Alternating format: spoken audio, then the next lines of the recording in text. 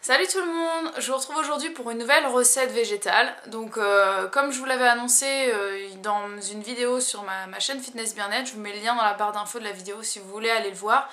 Je vais vous parler de foie gras, donc j'ai décidé aujourd'hui de vous partager une recette de foie gras végétal. Donc j'ai cherché pas mal de recettes sur internet, via des sites, des blogs et tout ça. Et je les trouvais toutes franchement très compliquées avec des listes d'ingrédients à n'en plus finir ou un mode opératoire beaucoup trop compliqué. Donc j'ai finalement opté pour une recette. Je vous mettrai la recette originale dans la barre d'infos sous cette vidéo. Donc n'hésitez pas à aller jeter un oeil si vous voulez faire exactement comme dit sur le site. Et donc voilà, j'ai modifié puisqu'il y avait quand même quelques ingrédients que j'arrivais pas à trouver, ou alors que voilà, j'ai voulu simplifier la recette en fait pour que ce soit accessible à tous. C'est pas, enfin vous allez voir que c'est vraiment pas compliqué à faire, ça se fait très rapidement et vous aurez besoin d'ingrédients qu'on trouve dans toutes les grandes surfaces très facilement. Donc si ça vous plaît, c'est parti, on va commencer par voir la liste des ingrédients.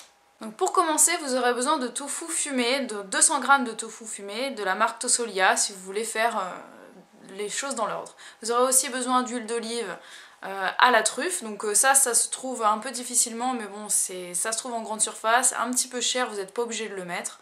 Vous aurez besoin de poudre de cèpe, donc ça aussi acheter en grande surface, ça coûte un peu cher, mais n'hésitez pas à ne pas en mettre, ou alors de mettre des champignons que vous allez vous-même broyer. Je pense que ça n'a pas grande importance sur le goût. Ensuite vous aurez besoin de 4 épices, donc ça pareil, ça se trouve en grande surface très facilement, et en plus vous pourrez l'utiliser pour votre cuisine après ça. Vous aurez également besoin de Porto par exemple, moi c'est ce que j'ai utilisé, mais vous pouvez aussi utiliser un autre alcool, du vin blanc, du cognac, du calva, vous essayez de faire à votre façon.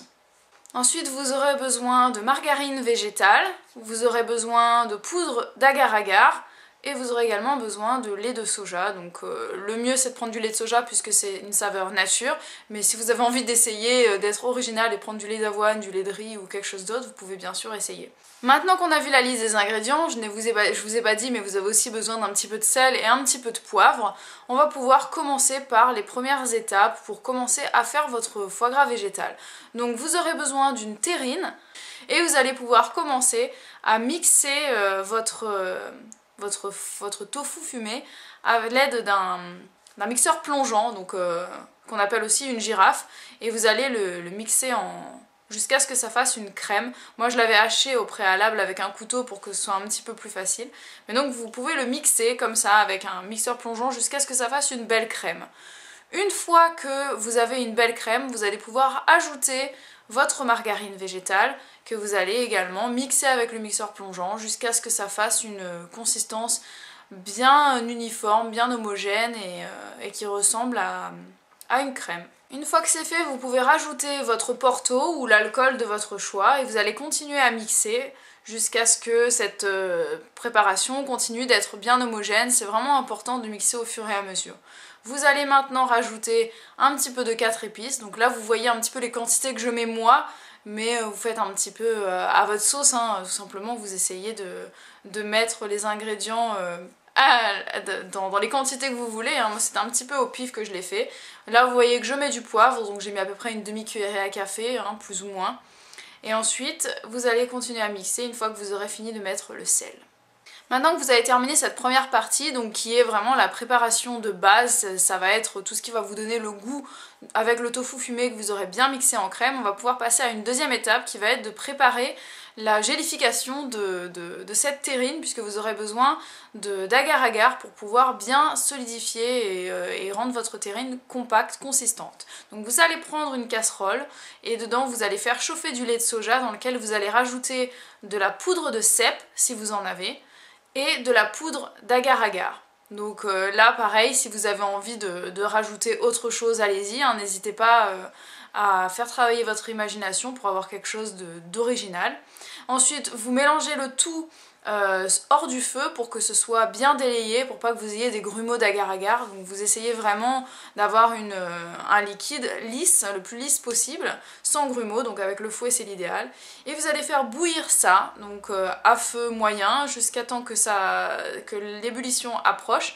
Et quand vous arrivez à ébullition, vous laissez mijoter pendant 1 minute, c'est vraiment très important, sinon l'agar-agar ne va pas prendre. J'avais déjà fait cette erreur là avec des gâteaux ou des choses comme ça, donc essayez de bien laisser chauffer comme ça à ébullition pendant 1 minute pour que ça prenne bien. Donc là vous voyez que c'est mousseux et que j'ai bien attendu l'ébullition avant de verser donc cette préparation directement à chaud comme ça sur votre tofu fumé.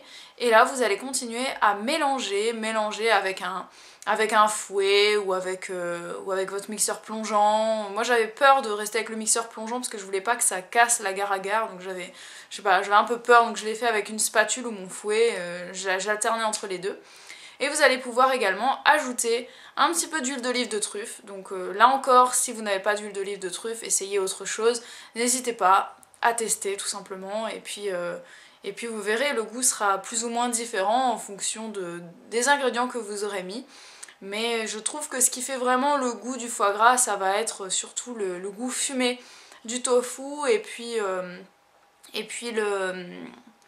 les cèpes. Je trouve que ça donne un petit goût... La poudre de cèpe donne un petit goût intéressant de foie gras, et puis le porto bien évidemment, puisque moi j'adorais avant le foie gras, on le faisait au torchon avec du porto avec mes parents, mais on peut mettre un petit peu ce qu'on veut hein, comme alcool, hein. Il y en a qui le font plus au cognac ou même au calva, hein, je crois que ça s'est déjà fait, donc n'hésitez pas à choisir. Ensuite vous versez tout ça dans vos petits moules, ou alors dans des moules en silicone, c'est plus facile pour démouler, mais là même comme ça j'avais très bien réussi. Donc vous versez ça dans des moules ou alors dans un grand moule à terrine et ensuite vous coupez ça. Vous mettez tout au frigo et vous allez laisser réfrigérer pendant 1 heure ou 2 ou bien toute la journée. Vous allez voir que ça va prendre très très vite. Donc ne vous inquiétez pas pour les ingrédients, les quantités précises et tout ça, je ne vous les ai pas mises dans la vidéo mais je vous mettrai ça sur le blog, donc n'hésitez pas à aller fouiller dans la barre d'infos sous cette vidéo.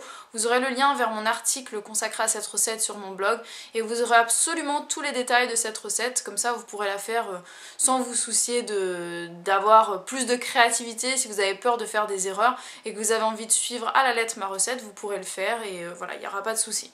Donc maintenant on va pouvoir passer au moment de la dégustation, que vous voyez un petit peu à quoi ça ressemble une fois que le foie gras végétal est démoulé.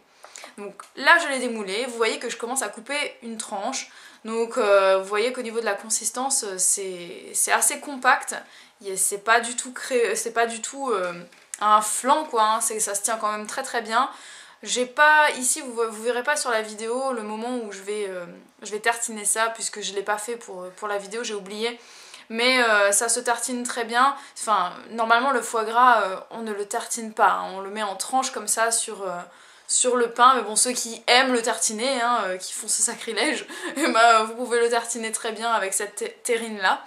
Et ça a vraiment un très très bon goût, donc c'est évident que ça n'a pas le goût du foie gras, mais je dirais que c'est un goût de terrine au foie gras un petit peu, ça, parce que ça rappelle énormément le goût du foie gras, même si ce n'est pas... Enfin, je veux dire, on peut pas avoir le même goût que le foie gras, hein, puisque c'est pas la même chose, c'est végétal, c'est pas aussi gras, c'est pas... quand ça passe dans votre gorge, vous avez pas cette sensation que ça laisse un gros film gras dans la bouche, et vous avez pas cette sensation de lourdeur à l'estomac, ça vous donne pas mal au ventre, donc c'est un gros avantage, puisqu'on peut en manger beaucoup plus que le foie gras, et c'est pas rempli de cholestérol, donc c'est bien meilleur pour la santé. Et puis comme je vous l'ai déjà dit dans ma vidéo sur le foie gras, comme ça on mange du foie gras sans causer aucune souffrance animale, donc je trouve que c'est vraiment génial et puis c'est vraiment délicieux. Donc n'hésitez pas à tester cette recette, n'hésitez pas à me donner votre avis, à mettre un petit pouce vert si vous avez aimé cette recette, et n'hésitez pas à me partager vos recettes, vos variantes, puisque à partir de cette base là enfin je sais pas vous, mais en tout cas moi j'ai plein d'idées de terrines différentes, donc je pense que je vais faire le test avec, je vais prendre des tofu assaisonnés que j'assaisonnerai moi-même de manière différente avec du basilic, ou enfin je ferai des petites sauces pesto et des choses comme ça, et je suis sûre qu'on peut faire des terrines mais à l'infini, hein, qu'on peut mettre ça sur du pain, sur des toasts, à l'apéritif, dans des pique-niques. On peut faire énormément de choses, j'en suis sûre et certaine, donc j'espère que vous allez vous amuser. Je vous souhaite un merveilleux réveillon de Noël et une excellente fin d'année, des très belles fêtes. Je vous souhaite plein de cadeaux et j'espère que je vais très très vite vous revoir pour une nouvelle recette. Ciao!